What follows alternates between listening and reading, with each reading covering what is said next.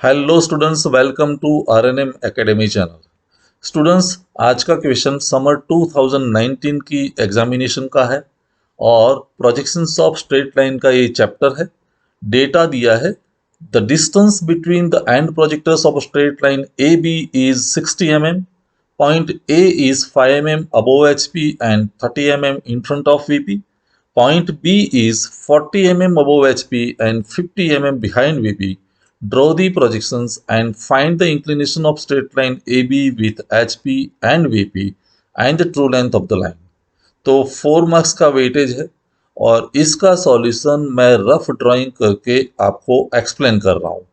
मेरी मेथड समझ लीजिए और फिर कन्वीनियंट टाइम है तो डायमेंशनली ड्रॉ कर लीजिए, अदरवाइज ऐसे ही 2-3 प्रॉब्लम रफ स्केच बना के समझ लीजिए। So let us start the solution.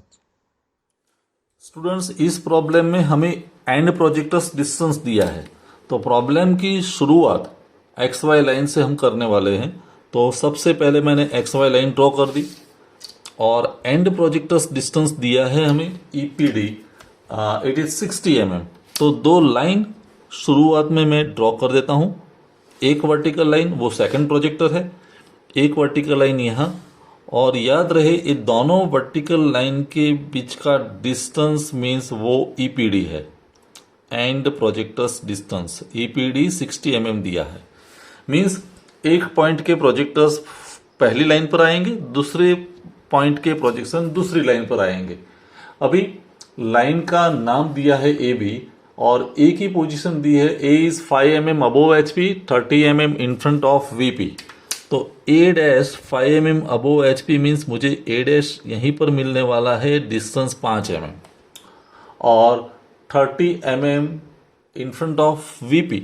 30 mm means नीचे पॉइंट मिलेगा, तो प्लान पॉइंट ए मुझे यहीं कहीं मिला, ये डिस्टेंस मेरा 30 है। तो ए डैश एंड ए मुझे मिल गए।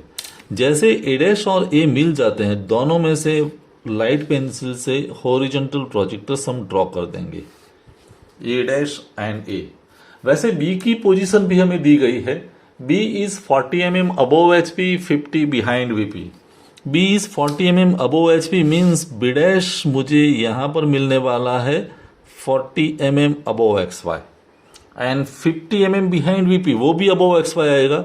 तो प्लान पॉइंट बी भी मुझे यहां मिलने वाला है, लेकिन ये डिस्टेंस है 50, पहला डिस्टेंस 40 और ये डिस्टेंस मेरा है 50 mm। तो बी डैश और बी दोनों ऊपर मिल गए। जैसे बी डैश और बी मिल जाते हैं तो बी डैश और बी में से भी हम हॉरिजॉन्टल लाइन ड्रॉ कर सकते हैं, बी डैश में से भी और बी में से भी। बी डैश वाली जो लाइन है वहाँ हम लिखेंगे लोकस ऑफ बी डैश, यहाँ हम लिखेंगे लोकस ऑफ बी। और वैसे 4 पॉइंट्स रेडी है, तो ज्वाइन करने से हमें प्रोजेक्शंस तो डायरेक्टली मिल जाएंगे। ए डैश और बी डैश को ज्वाइन कर दो डार्क लाइन से, ए डैश और बी डैश। देखो, तो ये मेरा पहला प्रोजेक्शन हुआ जिसको हम कहेंगे फ्रंट व्यू, और ए और बी को ज्वाइन कर दीजिए, ए और बी, तो वो आपके लिए दूसरा व्यू होगा टॉप व्यू। तो दो लाइन तो मिल गई, और कंप्लीट प्रोजेक्शंस दिखाना है तो ट्रू लेंथ भी हम दिखा सकते हैं। क्वेश्चन में व्हाट इज द क्वेश्चन में मांगा है कि नहीं मैं देख लूँ। Find the inclination of straight line A B and true length of the line. तो ट्रू लेंथ फाइंड करनी है, तो हमें क्या करना चाहिए।